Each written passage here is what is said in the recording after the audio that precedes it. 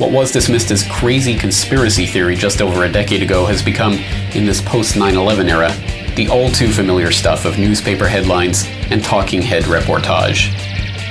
What if this data, our emails, our phone calls, our credit card transactions, our social media posts, our cell phone GPS logs, and all of the hundreds of other pieces of data that are admittedly being collected on us each and every day, were being fed into a database so gargantuan it contains a digital version of every single person on the planet? And what if that database were being used by the Department of Defense to wargame various scenarios, from public reactions to natural disasters, to the likelihood of civil unrest in the wake of a declaration of martial law?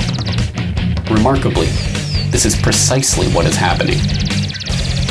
You're listening to Canary Cry Radio. Now here are your hosts, Basil and Gonz.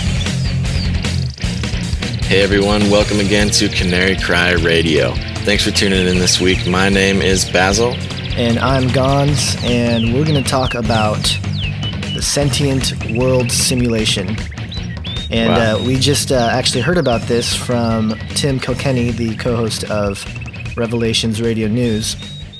But essentially, what it is, and this is their definition of the Sentient world simulation, it's a continuously running, continually updated mirror model of the real world that can be used to predict and evaluate future events and courses of action. Sentient world simulation reacts to actual events that occur anywhere in the world and incorporates newly sensed data from the real world. So Essentially what's happening is everything that you do, phone calls, emails, GPS, social media, everything, going to an ATM, using a card, is very similar to what we talked about a long time ago with the Utah data center, where it's all being stored in just unimaginable large servers holding all this data. Well, what's happening now is all of this is going into a simulation. Now, stay with me and try to picture this. Everything you do is going into a computer, which is then creating a simulation, adding what everybody else is doing around you and in the country and essentially in the world, and it's creating a program, basically a mirror image of the planet with every single piece of data on a live action scale, tracking everybody. I mean, it's basically looking into a crystal ball and being able to look at anywhere on Earth and just see exactly what's happening down to where you are walking, like physically where I am walking with my cell phone. yeah, and this whole thing brings everything back to this concept of a panopticon. And we've talked about this, and the Collins brothers, in their book, they talk about it in a book called The Scientific Dictatorship. But basically, a physical panopticon it's sort of an institutional building that was actually this guy named Jeremy Bentham came up with the idea. And basically, I'm just going to read this Wikipedia description of it. It's the concept of the design is to allow a watchman to observe the opticon, all pan inmates of an institution without their being able to tell whether or not they're being watched. So it's kind of the effects of that are basically that the people or prisoners or whoever is in the system become self-policed. They begin to change their behavior in a way that is socially acceptable, or Right. what is being promoted as socially acceptable, and that just sounds like the mark of the beast all over the Right. place. So that's that's kind of the point of this whole thing. But Right. Well, I mean, we've talked about this stuff before. This is nothing. I mean, this particular device is new to me. I mean, in a real world setting, we've seen this sort of stuff in all sorts of movies. I mean, even The Dark Knight had his little sonar thing that could see where everybody was at all times. But I mean, this is actually a thing that is now in use for, and I like this, they call it stakeholders. yeah, They don't say, well, it's the government, they are doing this, or they don't say, oh, this specific organization is using this to track everybody. They call them stakeholders. So whoever is holding stake at the time. But So, I mean, what they're saying about this thing is that they're using it to study and simulate how a public reaction or a mass reaction to a disaster or to anything would really go down.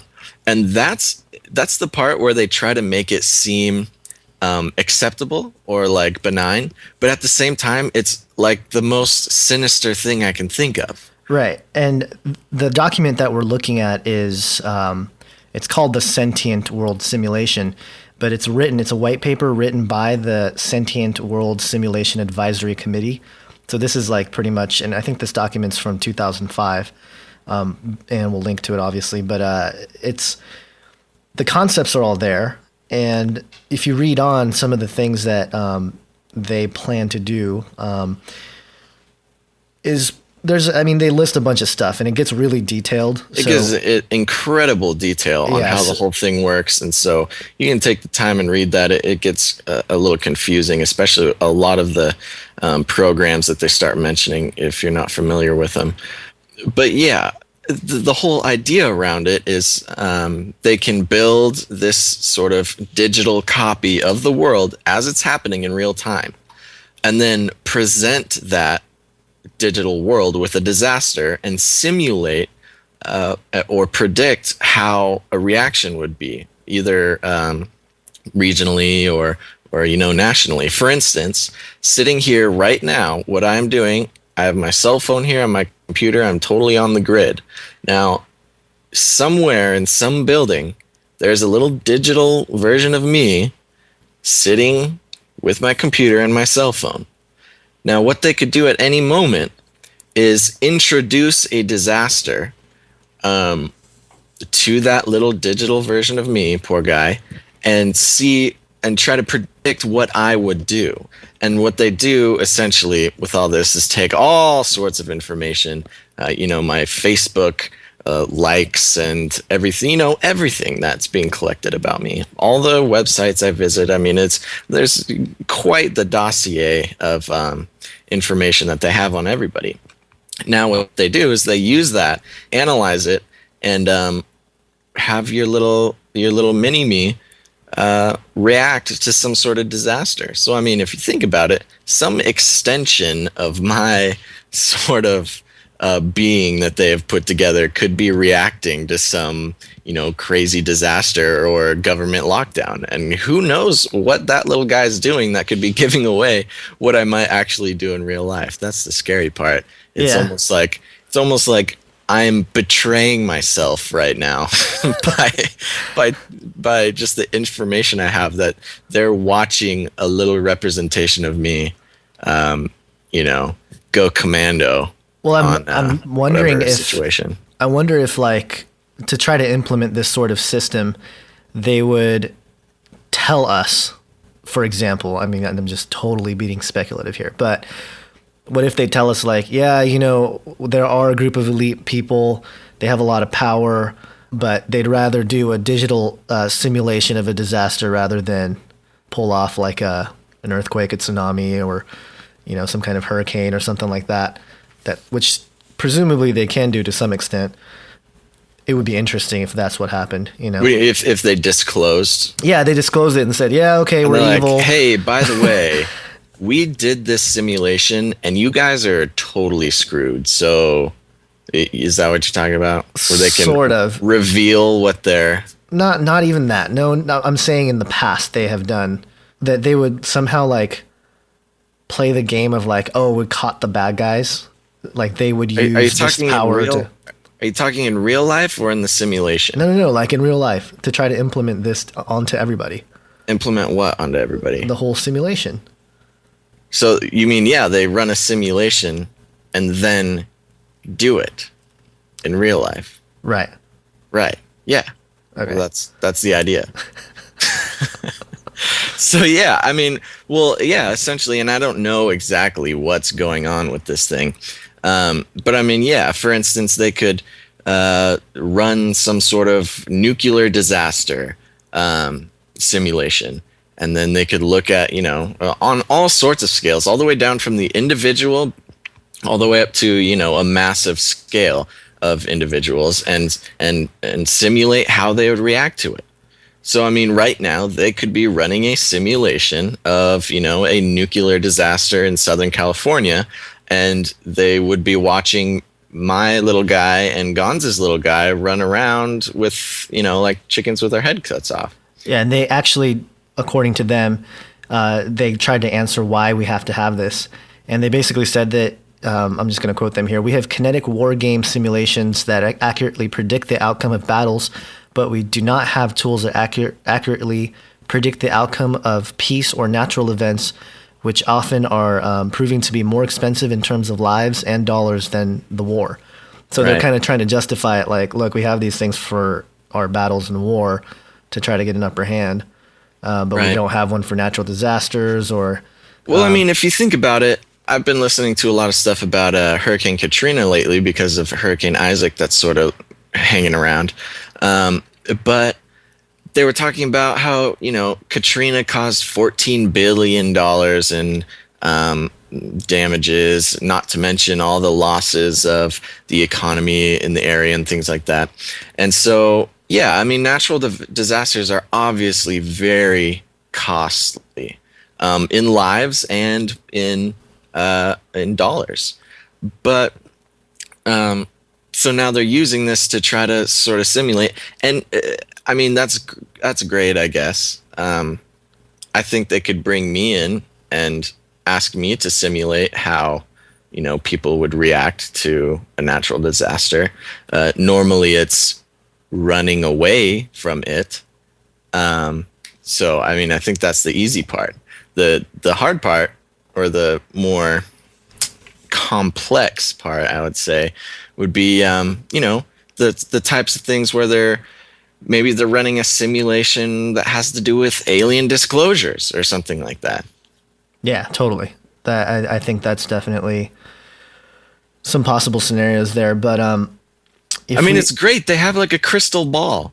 A crystal ball it's almost is a crystal ball to just predict the future based on choices that they make to, disclose things or cause disasters. Or, I just read about, like the 20,000 commandos that are Russian commandos that are loose in America, and they can simulate what people would do in the case that these Russian commandos. Well, I wonder. That's the thing I was trying to activated or whatever. Well, that's the thing I was trying to allude to earlier, was that how have they been using real life events to, I guess, not read the information, but okay, for the simulation to work, it would have to know something about reality, right? To start putting together some sort of reactive data. Right, exactly. Like so like how much of it is being controlled now already?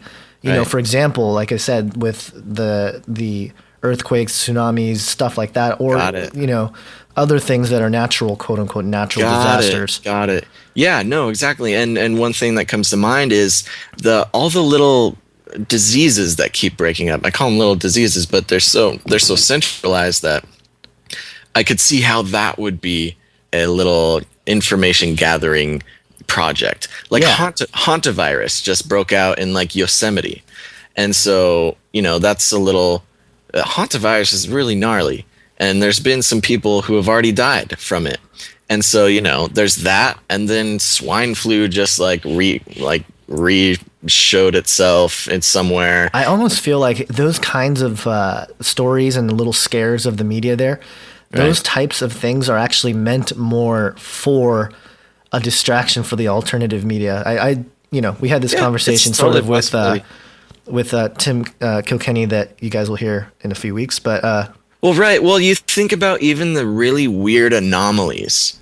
I mean, what was it? There was one anomaly where this sludge started falling from the sky. I think it was in the I remember that. Right, and this sludge started falling from the sky.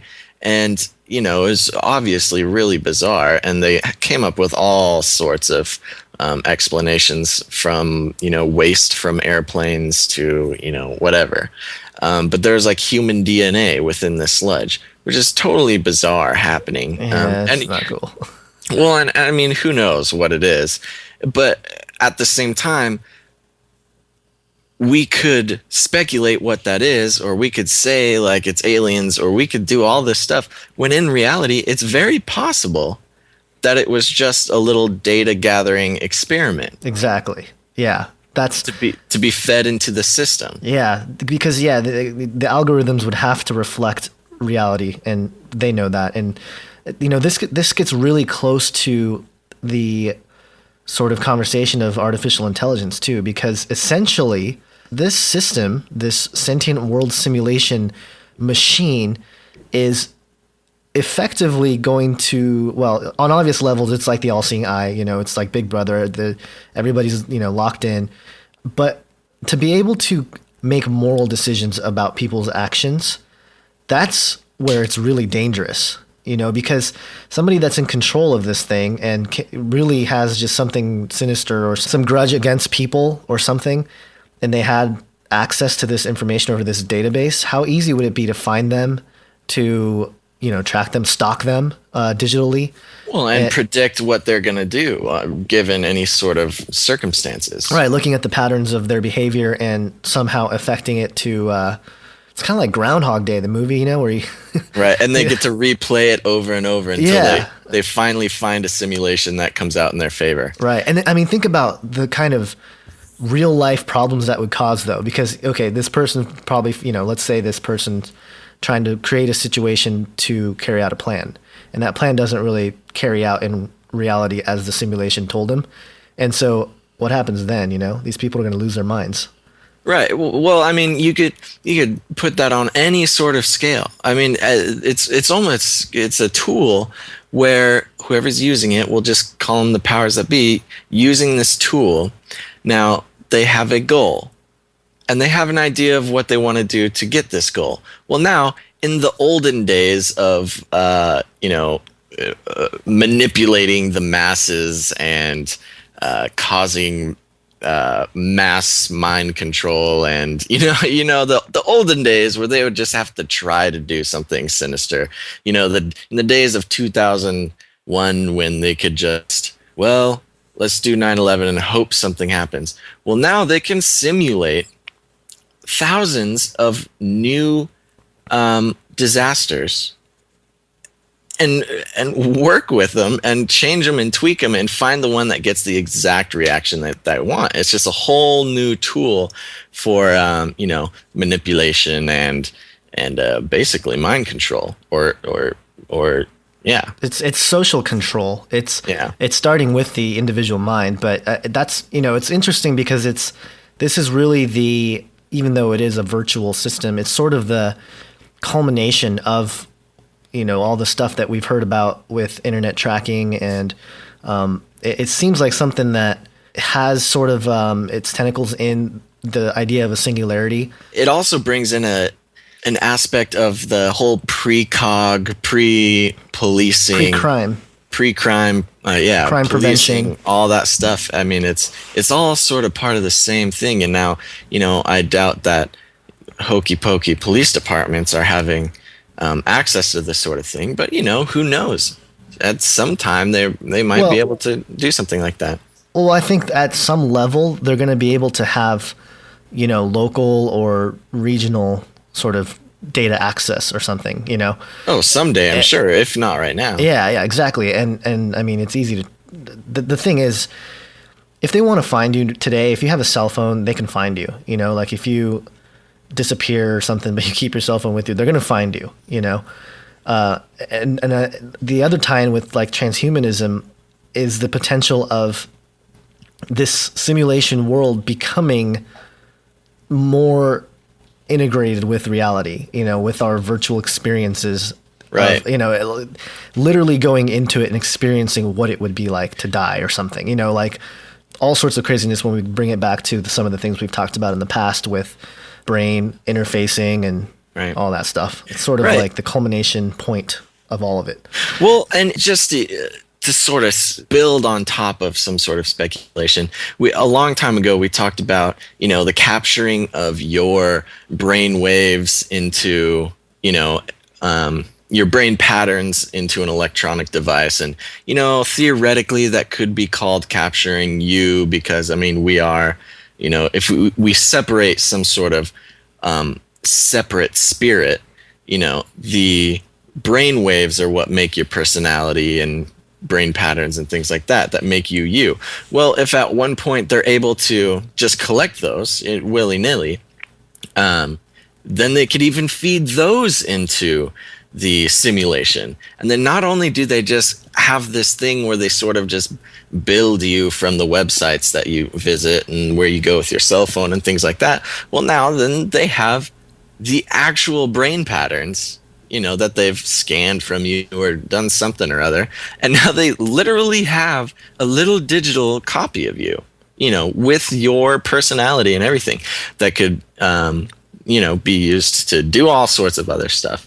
But I think the big realization with this project is that the digital world is becoming less and less separated from the physical world.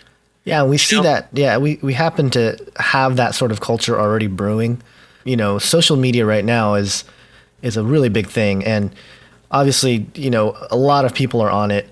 The typical stories, the examples you hear about people trying to get a job, and then their bosses look at their Facebook page and they see him with a red cup and doing a keg stand or whatever, and they have to, they don't get the job. That sort of, or they get a huge high five, right, depending on where they're working, I guess. But yeah, that whole concept of like, oh, okay, let's see who you really are by looking at the internet. Looking at what you've done with the internet, right. It's not reality, but it's painting it as reality. And that's the thing that's really sort of scary, because we're losing who we are in exchange for this virtual me, it's just sort of. Even aside from that, I'm seeing less and less of a disconnection. I'm seeing even more of a correlation between a digital self and a physical self. Maybe not on the level of Facebook, because, I think Facebook is a good example of what we would call a traditional worldview of, separation between digital self and physical self. Right. Because you're talking about, there's you, and then there's your Facebook you, which is way cooler and loves kayaking and mountain bike. Even though you're just kind of sit in your garage and do podcasts all day. But so there's that's sort of the traditional, like early millennial version of a digital self. Now what I'm kind of seeing coming into fruition here is just the distance between reality of your digital self and physical self to some people, to the people who have who are in charge. The physical self is lining up better with the digital self. Now the digital self is not necessarily an extension of your ego, where you get to sort of put what you want out there and show people on your MySpace and your Facebook, but now it is they're gathering information of your digital personality without you knowing it. Yeah. And so because you don't know it's happening, it's more honest. You know? And also I think it's also the fact that now that channel has been opened up in the last, 20 years, the internet has become sort of ingrained into humanity's conscious being, or whatever you want to call it. It's part of everyday life for a lot of people, not everybody in the world, obviously, but you can't imagine life without internet. Right. So America, at least. At the beginning, it was sort of like, just again, like you said, like an extension of you, like, oh, this is sort of, the part of me that's not really me, but this is the image. And that was the beautiful thing about the internet. Right. But like you said, it's almost like now the tides have turned in a way, and now the other side, the virtual side, and those who have control of it are saying, look, we can actually shape who you are now. We are the dictators of your culture, of your what you value as a society, and things like that. And through advertising, through media, through all sorts of means, I think they've been able to achieve that, and that's why that disconnect is not there anymore. It's almost like if you trust somebody to take $100,000 and they come back with it and it's more, next time you give him $1 million, let's say, I'm just using it as an example. And then they come back and they make it $2 million and you're like, man, this is awesome. So you give him 10 million bucks to like, double it because he's done it every time. And then he runs away with the money, It's sort of like that. That was a really bad analogy. Yeah. I follow the analogy. What are we talking about again? You mean we've just been trusting them with so much of our information. I'm just saying the way we have opened ourselves up to the internet. Right. Like we didn't really we weren't really careful with it. It was just more like, oh yeah, let's just do it, and everyone's gonna do it, and everyone has the Facebook now, and now it's and it's opened us up to their ability to like feed into what we ought to be or ought to think. And well, I think Facebook is just Facebook in itself and the evolution of Facebook. Now, I know Facebook is kind of new to you, Gonz, but I mean, for those of us who had Facebook back in 2007, I actually had I still do. That's deactivated right now. I had a Facebook account from like very, very early when it first came out. Okay, so then when it first came out, it was a completely different monster than it is today. It was just for college, and Well, not even that. I mean, it was just there were no likes, there were no like all this stuff. They didn't track everything you did. They didn't advertise to you depending on what words you used in posts and things like that. It was a lot less intense, and so people weren't so wary of putting information on there.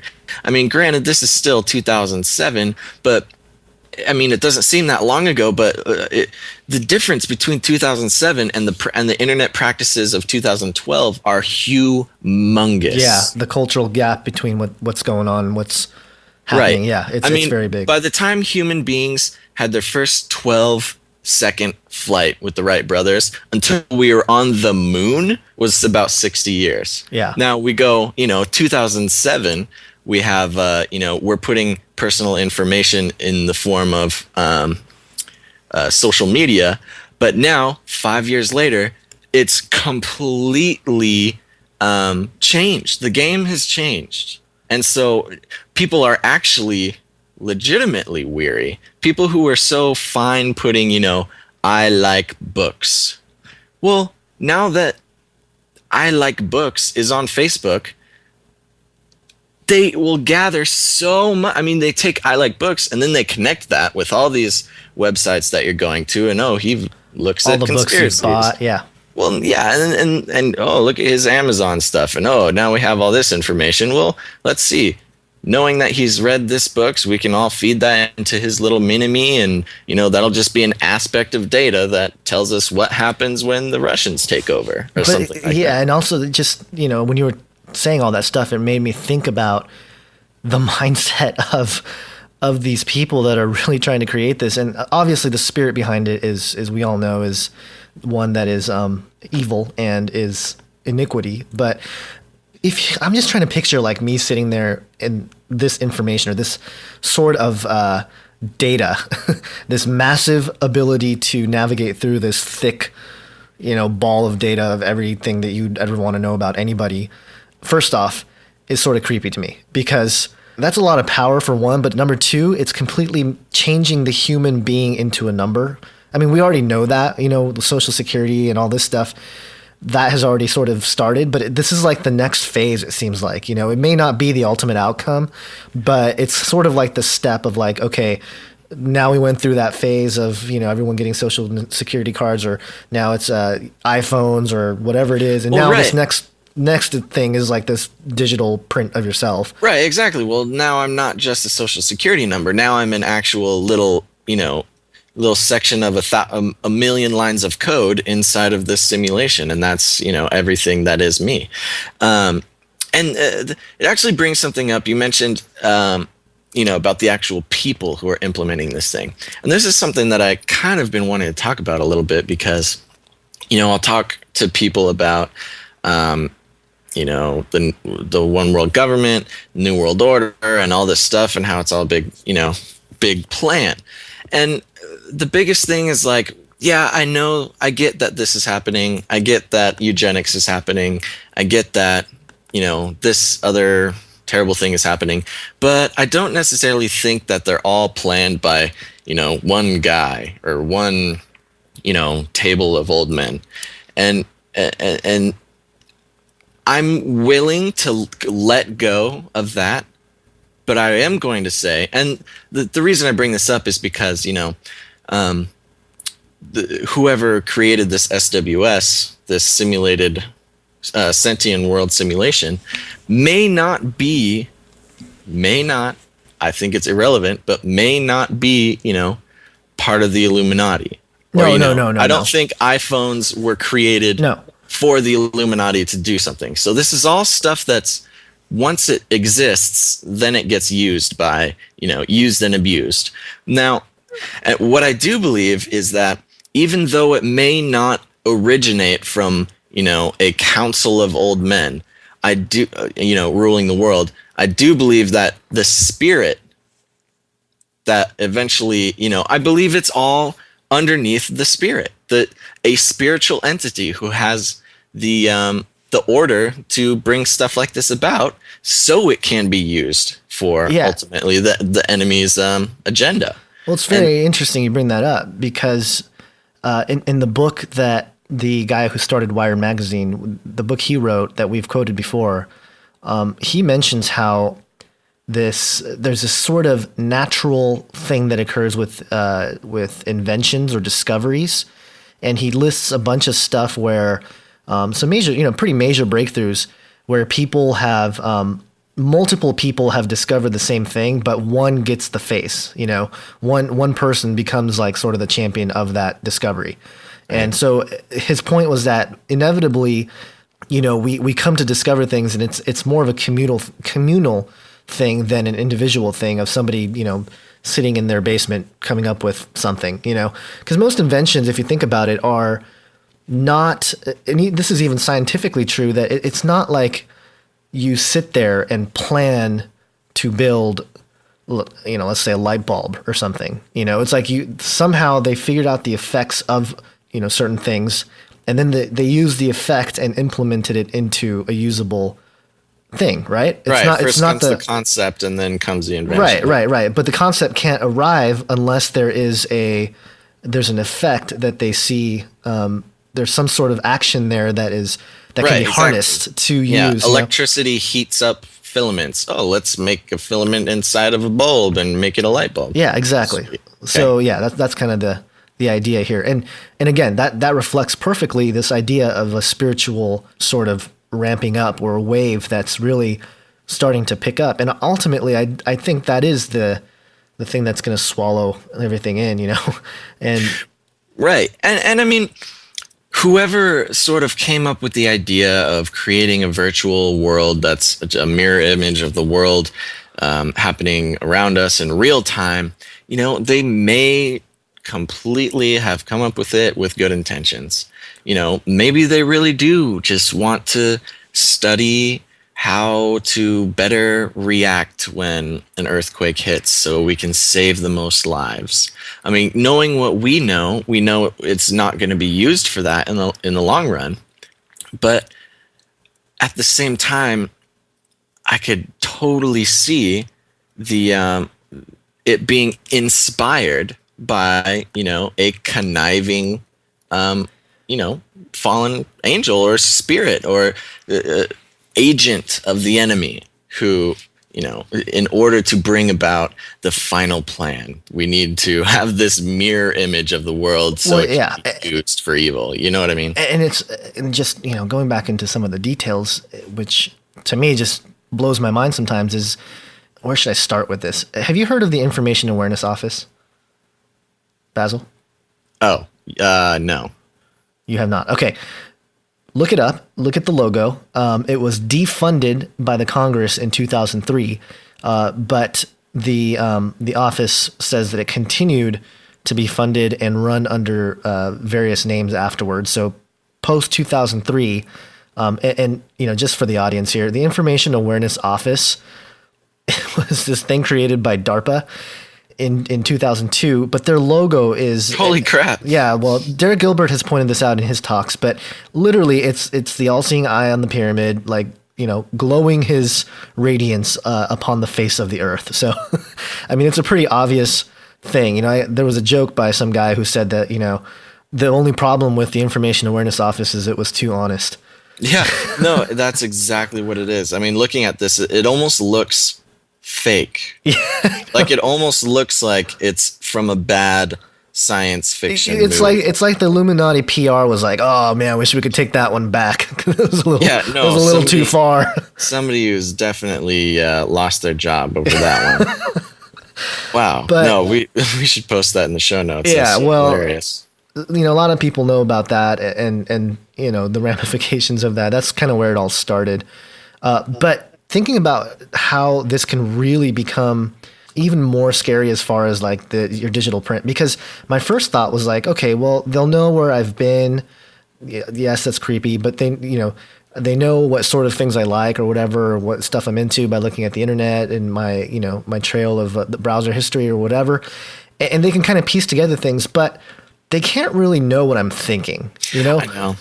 And so there's a part of it there, but also there's this idea of biosurveillance, and we've heard about some of the technologies coming out that measure, biological, movements of your body cells and I don't know, biological signatures, sort of. Right.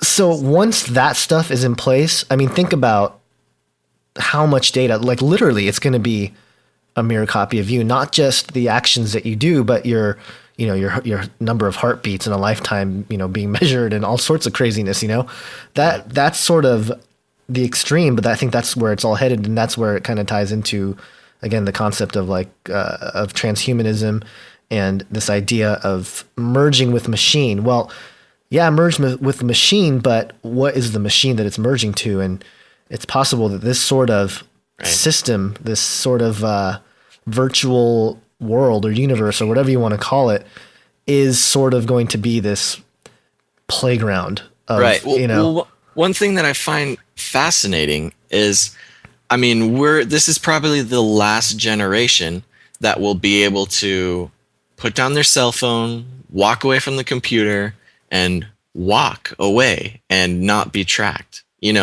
Where your physical body, no matter what we have going on with the tracking of whatever, we have our physical body that can still disappear. To some extent. I mean, they can satellite track you at, No, well, if they're looking at you, I mean, if they're looking for you. But I mean, if I were to set everything down right now and just walk away, with the exception of showing up on a few security cameras, I and my physical body can just leave. Yeah. Okay. And I believe that I'm probably the last generation to be in that sort of reality. I mean, my kids, implants will probably be a normal thing. I mean, instead of vaccines, they'll probably be vaccination implants that slowly, and there's all these detection nodes that you can put in your body now to detect diseases and all these things that they're talking about implementing, within the next 10, 15 years. And, I mean, once those things are in your body, then you're trackable, and Lord knows they're going to make you trackable. They're not going to put something in your body and not make you trackable. It's just how it is. You can't buy you can hardly buy anything without it being trackable now. I mean, there's even RID chips inside things like boxes of cereal and stuff now, because stores can track inventory easier than barcodes. You know what I mean? And so everything is becoming trackable. And, soon it's going to be our bodies. And, I'm kind of stoked that, I slipped in before that became a reality. Now, who knows what's going to happen in the future? And, right. So I mean, there's all that. But, I mean, at least right now we have that.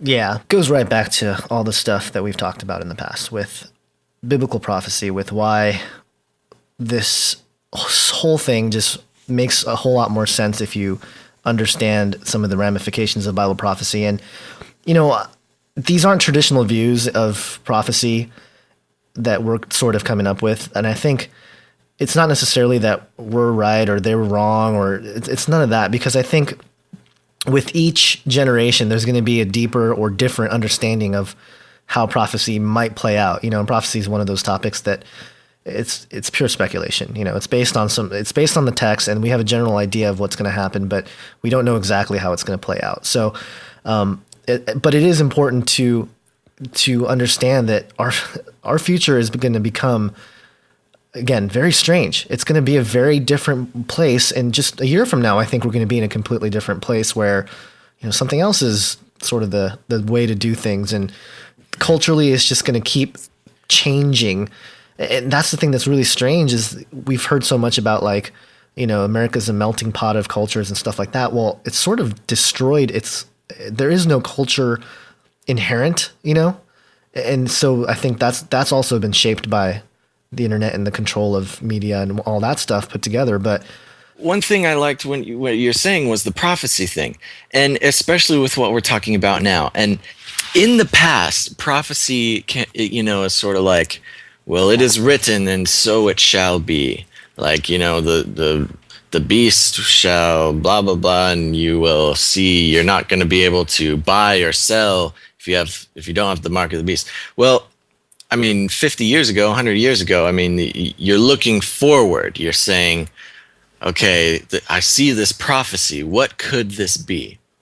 Well, today, we don't even do that. We more deconstruct it, where we say, wow, here's this thing where, it's going to be an implant and you can't buy or sell anything without it.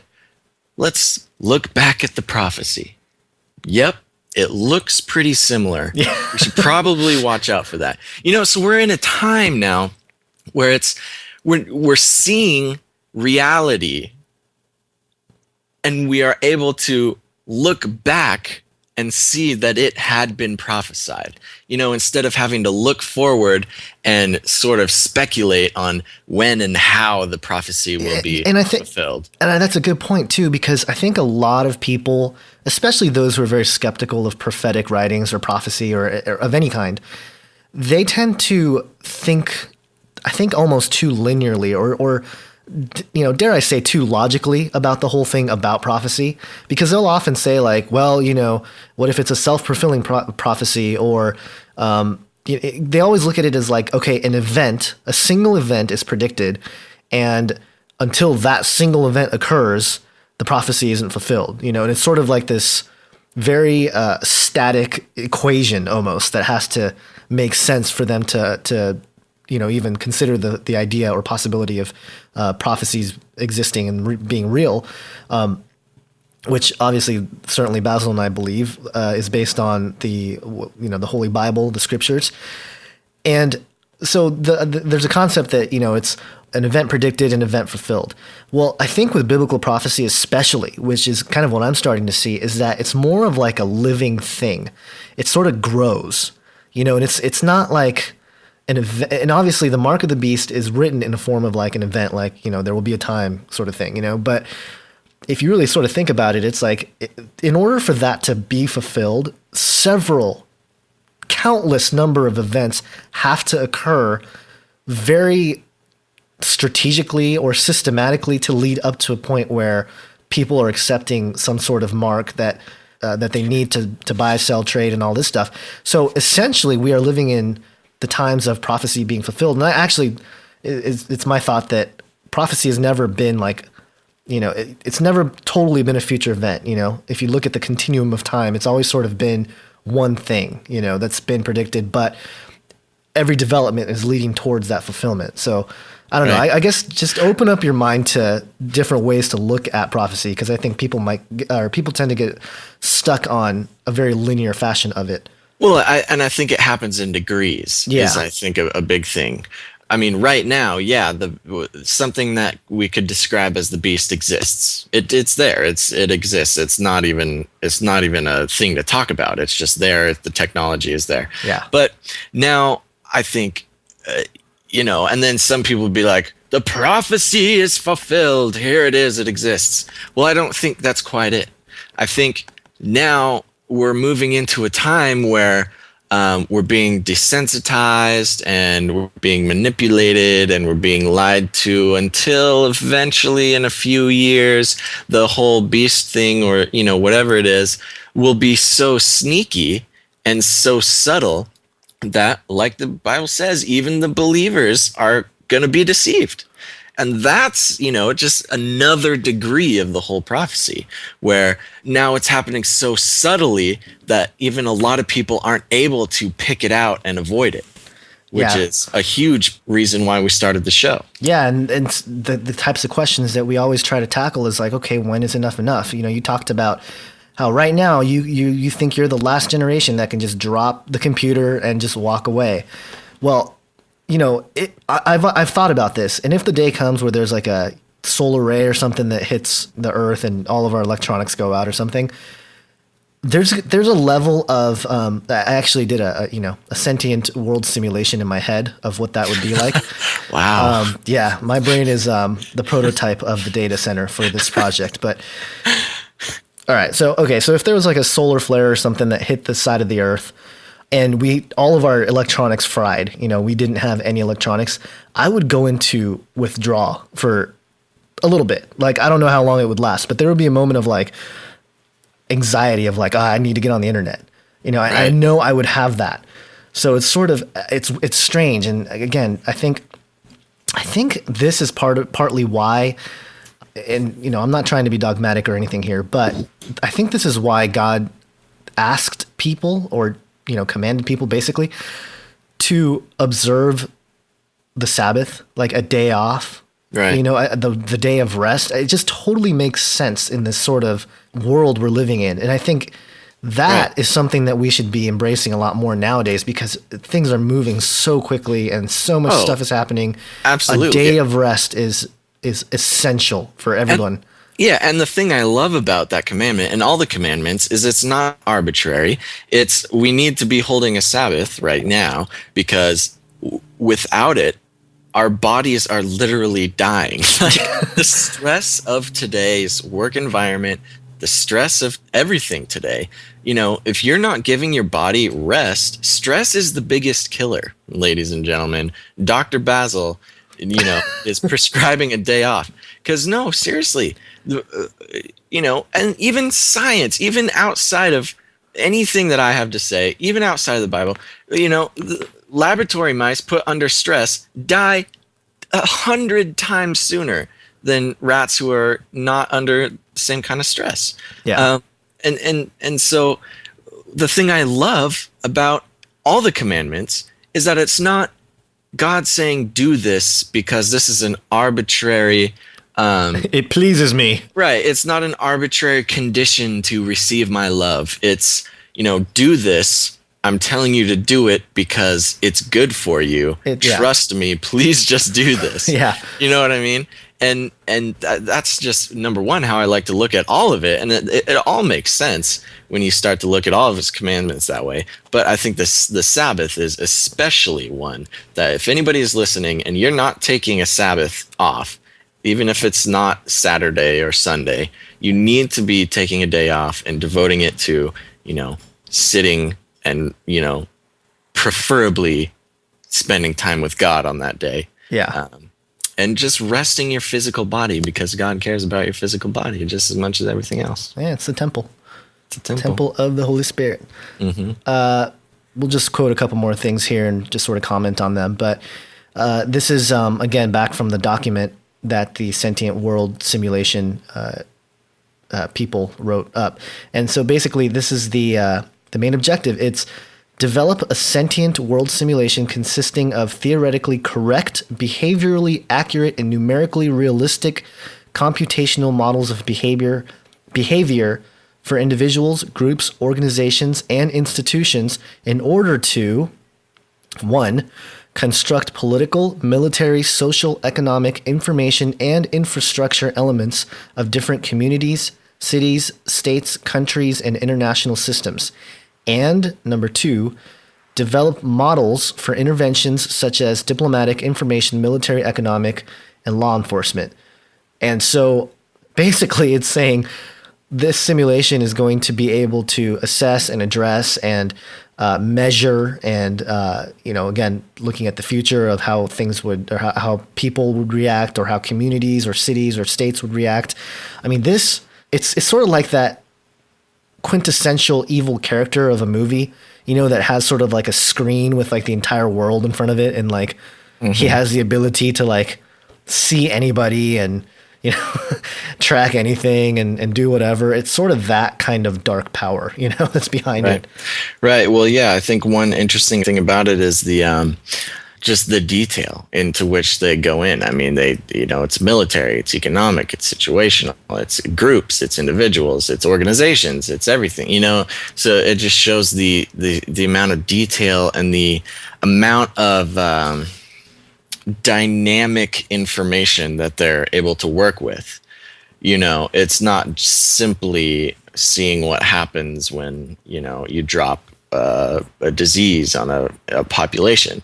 It's, you look at this population and you say, okay, now we have individuals doing this, we have the Occupy organization doing this, we have the people as a whole doing this, and so there's so many there's such a wide range of data that it gives so many possibilities. I mean, it's just so complicated. Yeah. And to be able to navigate through that, and just the fact that traceable line from the very top to you is becoming more and more defined and clear, it's just sort of creepy. And just one more quote, and it's this, you sort of addressed this earlier, Basil, but it's the quote that he got this information from, but it says, the thing that they say they must develop and why they have to do it is for live historical and synthetic data from sensors, instruments, and transaction data available to stakeholders in a seamless manner. And yeah, you had mentioned it earlier, but why is it only available to the stakeholders, and why in a seamless manner? Like, what does that mean? Right. Well, yeah, exactly. I mean, stakeholders, that's it right there. They just gave it away. It's not about the government. It's not about a certain organization. It's whoever's holding the stakes in that certain situation, which almost leads to the assumption with that sort of vague vocabulary. Oh, doggy. I mean, we make a big deal about this with legislation and stuff because it's very important to be specific. Well, in this sort of situation, that is not very specific language. No. So stakeholders could be who? It could be a corporate, could be a corporation that pays $1 million to run this simulation. Right. It could be, a foreign government to run another simulation to, it's not like. Yeah, and it doesn't have a foundational purpose, which is the most bizarre part about the whole thing. It's not like the government has created this system in order to help the people. It's like the stakeholders who each pay $14 billion to get their own simulation run. It's just so vague as to who it's available to. Yeah, well, totally. And again, it brings us back to everything we've talked about in the past. And we're going to keep preaching it because I think it's a topic that's important for people to consider and think about and discuss. And certainly, think about the ramifications. Think about what you would do. I think that, again, I've mentioned this several times as well, but I think there will be a point where I think the spirit is going to move in people that know what's going on, and they're just going to drop whatever is going on, Right. And it's just going to be one of those things where it's like, okay, we'll go live in the woods or whatever, but that's, right. That's what we're supposed to do. So, yeah, well, there you go. And all that being said, once again, Dr. Basil suggests that you all start taking a Sabbath, put down the computer, put down the cell phone for a little while, go outside, read your Bible, rest your bodies. And with that being said, thanks again for tuning in to Canary Cry Radio this week. Make sure to tune in again. And as always, think outside the cage. Thank you for listening to this episode of Canary Cry Radio. The show notes for this episode and many others are available at canarycryradio.com. Make sure to connect and like our Facebook page at facebook.com/canarycryradio. Follow us on Twitter at Canary Cry Radio. If you would like to share the show in video format, you can find us on YouTube by searching Canary Cry Radio. Review us on iTunes with 5 stars and give us a thumbs up on StumbleUpon.com. We would like to thank those of you who have given us your support, prayers, and donations. If you would like to join us and support Canary Cry Radio financially, you could do so by visiting canarycryradio.com and clicking the support tab. Thanks again for listening, and until next time, remember to think outside the cage.